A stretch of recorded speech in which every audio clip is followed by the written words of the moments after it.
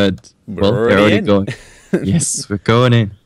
Yep, perfect timing. We're behind schedule, can we? Oh, we're loading. Excellent. Perfect timing.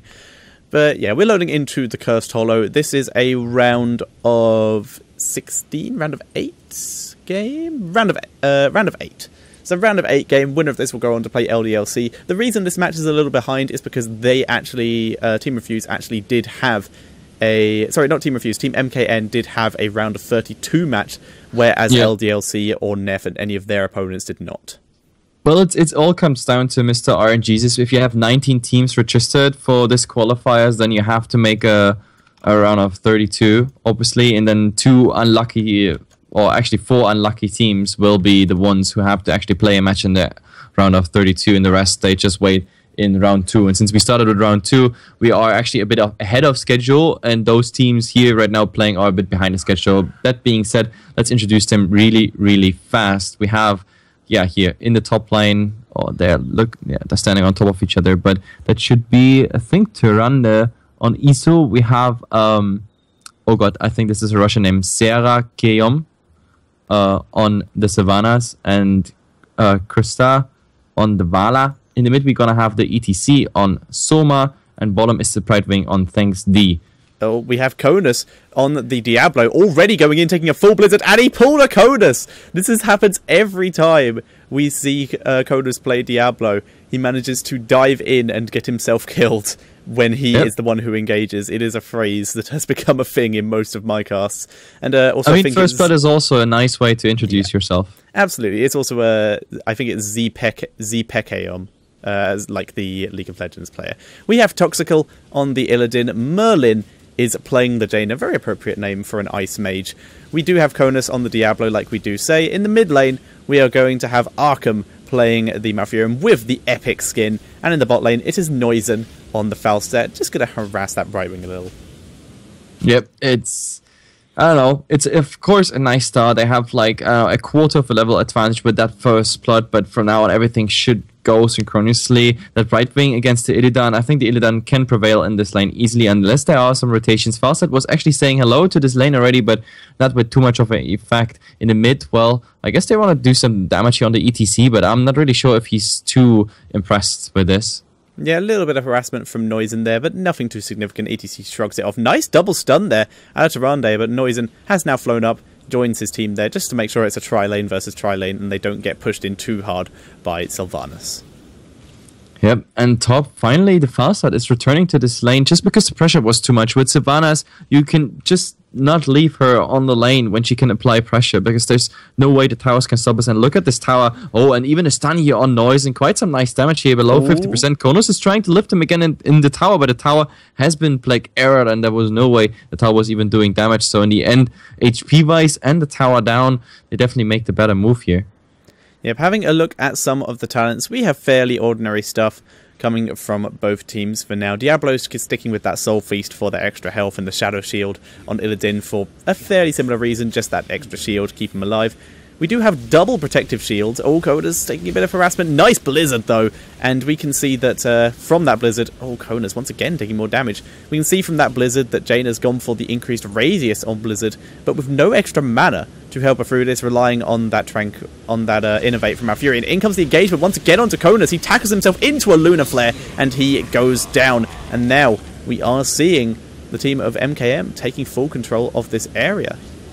Yeah, I mean, they had the better start in this anyway, because none of them actually had to take a sip from the well, which means they started with very, very decent mana and HP into this tribute fight. Konos, well, kind of unfortunate, because I thought maybe he actually punches himself out there against the ETC, but in the end he ended up directly in the Lunar Flare, making sure he's the second kill on this map after he already was the first. And with this XP advantage, first tribute, MKN definitely up to a good start here. Yep, having a look at some more of the talents. We already mentioned how Jaina is not taking any of the mana talent. She hasn't taken the Conjurer's Pursuit, and she has not taken the Arcane Intellect, just relying on Innovate and just getting more damage from her build instead.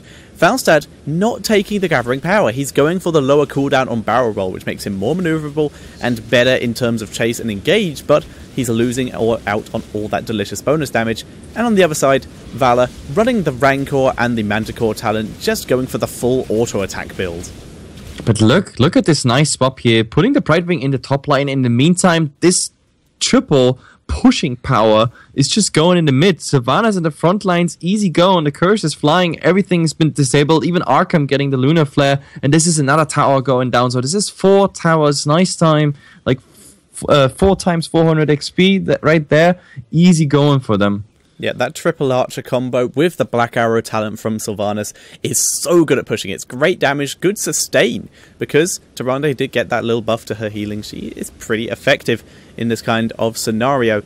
And now we're seeing them try to take control of this. Noisen gets immediately stunned out and immediately killed off. Great positioning there by Soma, and wow, this is going really well for MKM. I think this is an experience every player of Heroes of the Storm has made so far. You're flying across the map, Yeah. may it be as ETC or fast start, but by the time you cast it, like at Everyone's the place moved. of impact, everything's changing, and you end up in a very, very bad position. Exactly. Don't worry, team. I'll come to... Oh, no.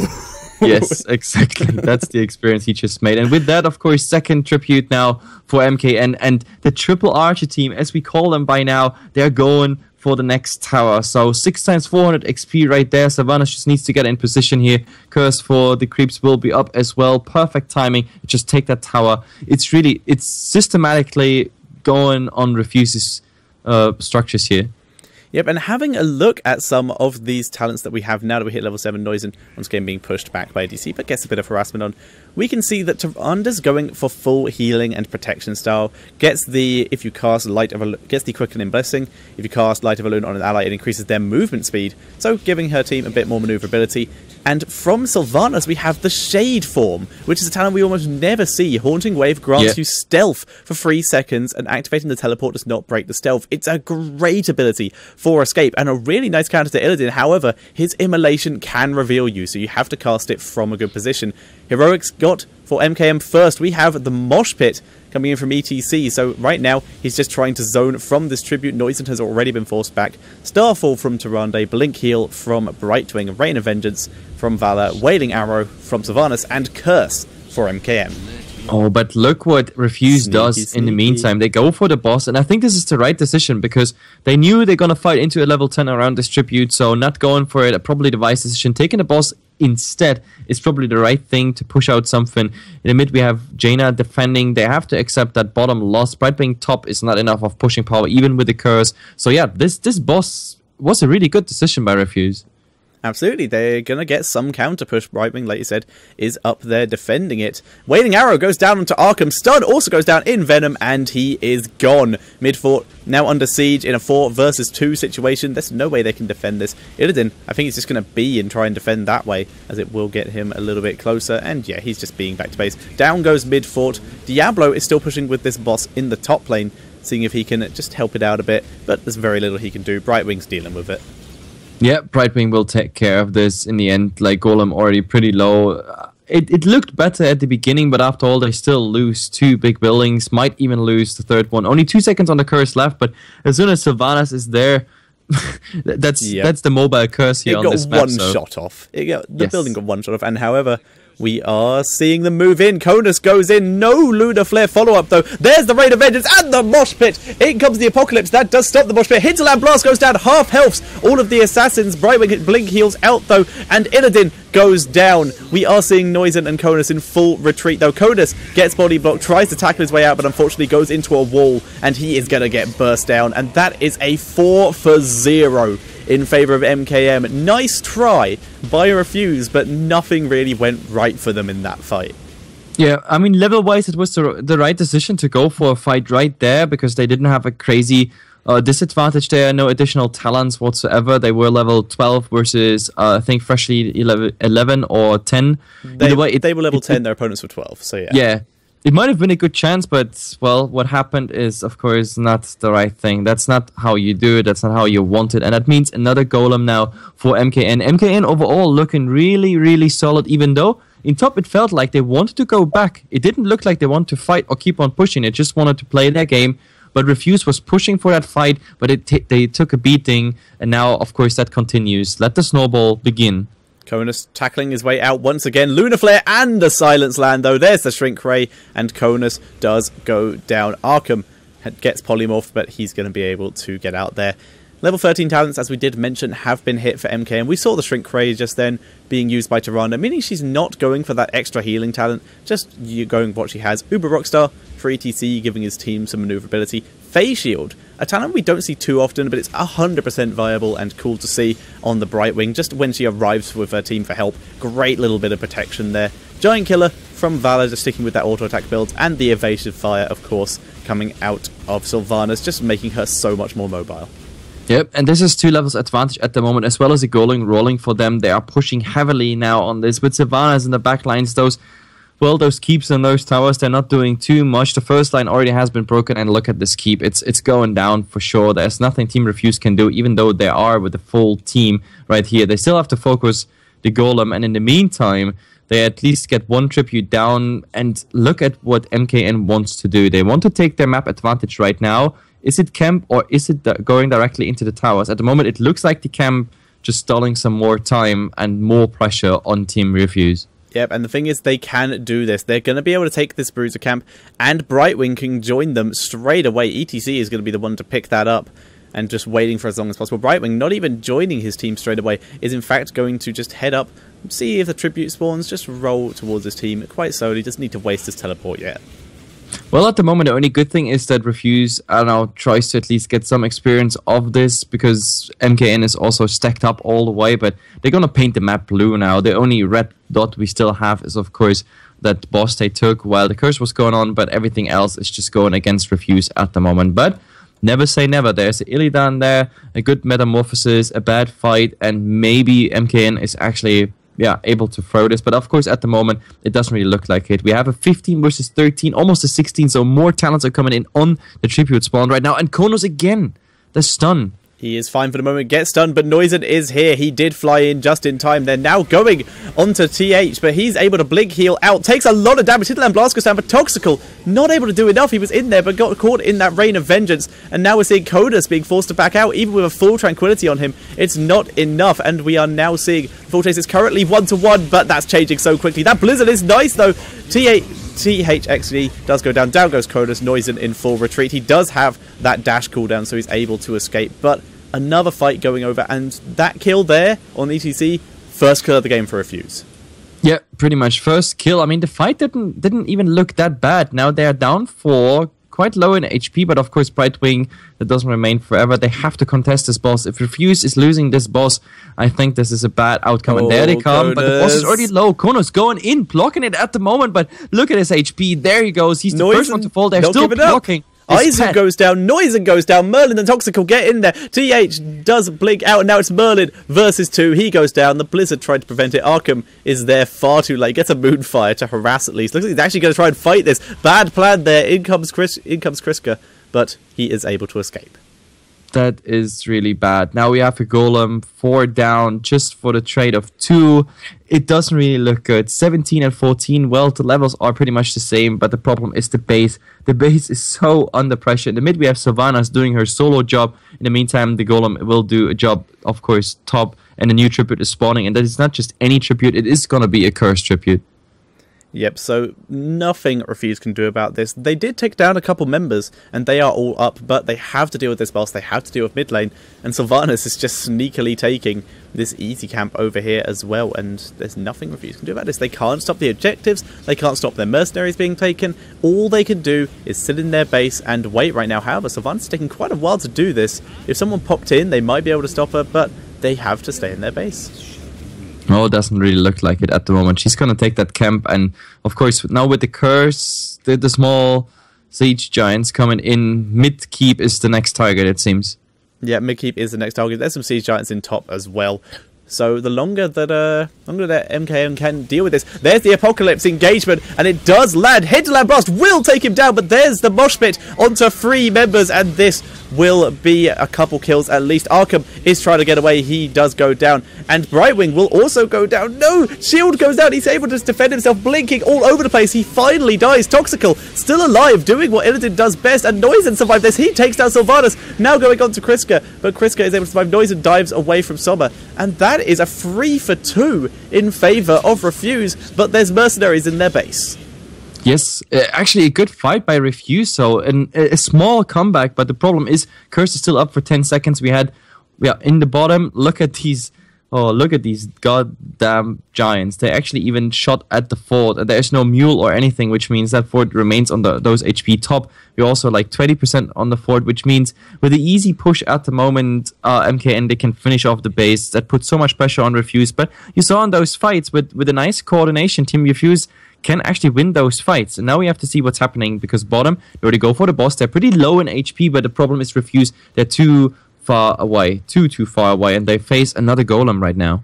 Yeah, but they're actually coming out to meet this. They know that the fact this golem was taken so quickly, there is no way that MKN did go back and have enough time to get all their health back. So they're rolling in here. They know they can go super aggressive onto this and maybe at least do a lot of damage to it before it gets to their base. Maybe kill it. They're actually bursting it down very quickly using that vulnerable talent from Jaina to great effect to burst this down as quick as possible. And this is very effective for them. However, this is giving MKN 100% free license to kill that mid keep. And there's absolutely nothing that can be done about this. Yep, they just wait for the Savannas to come in. So, yeah. There's the keep disabled, easy go. And the golem, however, is down. Now they go for the bruises, and this might be another fight. If Refuse wins this fight, we have our pre-20. comeback. This is the one time they can engage. Konus gets stunned, but they're not really following it up. There's the Apocalypse. Everyone's grouped up. Hinterland Blast comes down, and Brightwing gets annihilated. ETC is diving out there. Kriska takes a lot of damage. Toxical, nice Metamorphosis, gets all four, so he gets huge amounts of health back. Takes down ETC, but goes down himself. It's 3 versus 3. Bruiser Camp gets stolen. Down goes another one. That was Valor. Izu is now being chased. Zpeke is also on the run, but Merlin sprinting in, trying to get him. Nice wailing, haunting wave there from Sylvanas, and the duel goes down, but Jaina takes him down. Izu gets annihilated by that boomerang, and that's a full wipe from Refuse, making the comeback. They're going for the push, but they haven't taken down a single fort yet. No, that's something I've never seen on this high level. Such a fight going so bad for MKN. There is no buyback button in this game, so for those who are come from Dota, you're not going to see this, which means now those 20 seconds, which is the first timer we have on Brightwing, is all time they can use right now to do a lot of damage. But of course, you mentioned already, Tetcher, they have still the first keeps here to overcome, and well, it helps them with XP, it pushes them on level 20, but the other team has that as well, which means the next fight is kind of even, but they start on lower mana. Yep, and they are taking down the first fort for them of the game. Toxico back at base. He's clearing up with the help of his immolation talent. Level 20s, though, have been hit for both teams. We have Storm Shield coming in from Diablo, Demonic Form from the Illidan, Bolt of the Storm coming in from Jaina just for that extra protection. Storm Shield on the Malfurion. Falstad is yet to pick. And on the other side, ETC with the Hardened Shield for the extra protection. Storm Shield coming in from Brightwing for the same reason. Valor getting that extra maneuverability with the Bolt of the Storm so she doesn't get engaged upon as much. And the Deafening Blast coming in from Sylvanas. Tyrande is yet to pick. Falstad has now picked. He's gone for Call of the Wildhammer. That extra 25% damage on that Hinterland Blast. And I mean, in those choke points of the map, he did amazing damage. But oh, look at this. Look at this. This is a trap. Good stun. Mosh Pit gets interrupted by the Shadow Charge. Very nice there by Konus. Toxical may have been off a bit more than he could chew here. There is the Hinterland Blast. Everyone is still alive, yet to see anyone go down. Toxical's dived in very hard, but he did just get polybuffed. Mosh Pit finally going down. No more interruptions. And finally, we see Illidan go down. We were probably going to see ETC join him very quickly. He's making a run for it. The block saves his life there. Izu is dropped very low. We are seeing Brightwing trying to give some protection to his team. There's the polybuff. Blink heals away. They're trying to escape. Izu's so low. He gets engaged upon. He will finally go down. Stun lands, but now we're seeing Brightwing get burst down as well. The slow from Jaina is just too much. Sylvanas was able to sneak away. There are mercenaries on the core of Refuse, but the core is probably going to be able to deal with these. The catapults are going to be a problem, though. Yep, the catapults, the range, the core can't really do anything against the top. Well, we have those siege giants coming in, but they won't be a threat till very much late. Falstad is the one defending all of this in the mid. The core so far still shield up, and this ends up in a boss. But then again, ETC is coming in. They want to disturb 3 versus 3. They're going in the route from the boss lads. Konus is going to get stunned. So is Arkham. Arkham gets taken down. Merlin dropping some damage, but Konus is down as well. It's Noisen and Merlin against 3 members here. And the Diablo will revive. No one's going to get this boss at this point. Diablo is alive. Are they really thinking about doing this? That's such a bad idea. They are not. They're just going to hang around here and see if they can pick off anyone from Team Refuse if they decide to go back in and try again. Yeah, but what they did is a really important thing, because now Refuse, with that boss, it was their chance to get the momentum on their side. Suddenly a boss demanding what they do next, what MKN has to do next. But now, of course, with the tribute, we have a 5-on-5, a 5-on-4 situation at the moment with the Malfurion dying in the last fight. So, and all that pressure in the bottom lane, etc. I think they have to give away this tribute because they need to wait for the Malfurion. Without him, there's just no way they can go for a fight right now. Yeah, their team has been doing really well with the sustain, and now a risky move coming in from MKM, but one they can try and maybe pull off. They're going for the boss and the tribute. They've already got the tribute. They're 5-man on boss right now, and the members of Team Refuse just aren't here. Illidan and Jaina were so busy taking the easy camp that this is just going to be let happen, and this may spell the end for that top keep, the last remaining keep for Team Refuse. Yep, and with this golem now heading towards a keep that is, it's not a full keep we're talking about. This is like, I don't know, on level 21, like this is just some hits away. 2 autos maybe from that boss, which is pretty doable for even with the huge amount of burst damage that is coming down from Refuse. Boss does not care, it's rolling in, but in comes MKN. They want to help this out. They want to maybe get some pickoffs here, and yeah, that boss is taking down that keep easily. And we're seeing MKM rolling in here, playing very aggressively. They want to try and get a pick off. They have the majority of their heroics up. So if they can get an engagement, this could be game over. And there it is. Mosh Pit coming down. Oh my god, Mosh Pit comes down, Codus getting burst down, in comes Illidan with the Metamorphosis though, going for the counter. We're going to see Izu get wiped out very quickly. Toxical still alive, getting huge amounts of healing from Malfurion, giving chase. He takes down the Brightwing as well. Kriska did Bolt of the Storm away, but Toxical still chasing, and so is Merlin. They take him down too. It's ETC on the core. We're seeing Zpeke trying to X-Peke on the back of the core. The Golem is down. There's still catapults trying to pick this off. In comes everyone trying to finish him off, and he goes down. Oh my god, but this means now we get a curse here, or is it? No, it's just another tribute. Maybe coming in? Falstad? He's flying to it. He wants to try and interrupt it here. He's going to be 1 versus 1 against ETC. He just dashes over the wall instantly to keep himself at range, and this is going to force ETC to back up. He cannot get this tribute for free now, and if he stays any longer, the rest of Refuse will turn up, and that will ruin it. But now, all 3 keeps are down for Team Refuse. Their base is under attack, and there is a curse going over to Refuse, and they're going to use this opportunity while everyone is dead to take the boss. Well, this is actually quite interesting, because the power of the curse is now easy because all your lanes are pushing out on their own. Problem is they go for the boss and not for a direct approach into mid or something else, which means we have to see what's happening here. Sure, with that boss, but is it actually something you can pursue? Because Refuse, once this curse is ending, I think this game is pretty much lost, which means now what they do in the next it's been pretty much lost for the last it's been pretty much lost for the last 5 to 10 minutes now. They've been defending this entire time, just doing the best they can. Noizen is in fact being here, not willing to stick around. Down goes another second thought of the game, and yeah, they're going back because they think, and they are correct to think, that maybe there's some shenanigan-y going on coming out of the team, and they're hiding in the boss circle. Will they get spotted? Looks like they will. Toxical. He does see them, but that's a bad place to be. ETC gets the stun. Rain of Vengeance does not land. Toxical able to use Metamorphosis. Down goes the Hinterland Blast. Aizu being dropped very low. Illidan goes down way too quickly, though. Kriska gets dropped. Codus is still alive. It's currently a 1-4-1, and the fight will continue. ETC gets his stun and manages to get the mosh pit on Codus, but Noizen and Merlin are still doing huge damage. Izu goes down. Codus, still alive in the background, is going on to Brightwing. Brightwing getting trapped there. Blink heals out to try and keep himself alive. Zpeke does go down. Merlin has managed to sprint away. Codus is still alive, and Merlin is going on to Summer now. He's trying to get away. He does not have stage dive. He's running the mosh pit, which we saw, so he can't just dive out of here. He's just using that extra movement speed from Uber Rockstar, but everyone's mounted up. They are giving chase. Boss is on the core for Team Refuse. If they ignore him and go for core, they might be able to win. They may just be outgreening themselves here. They want it. The Golem's doing a lot of damage. Summer is finally going to go down, but I think they just wasted far too much time. We're seeing Vala come up in 15 seconds. They have to do something.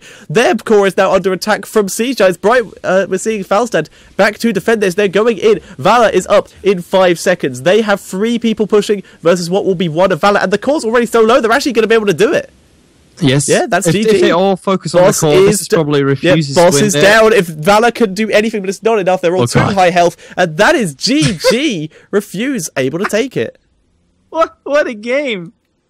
Like, seriously, what a game. 23 on the core on the other side. And MKN, it looked like a flawless game, but Refuse, they somehow remembered the fact that they are actually a very well-practiced team. And they came back, I don't know on what, but that shift of momentum and the last 3 fights we saw, just amazing. Just amazing what we saw here. Absolutely. Super well played by Refuse. Great defense there. Able to just set up inside their base, take objectives when they need to, stop anything getting hugely burst down.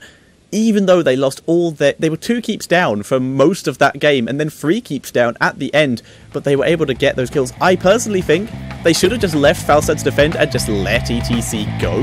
That chase could have maybe cost them the game if ETC had survived longer.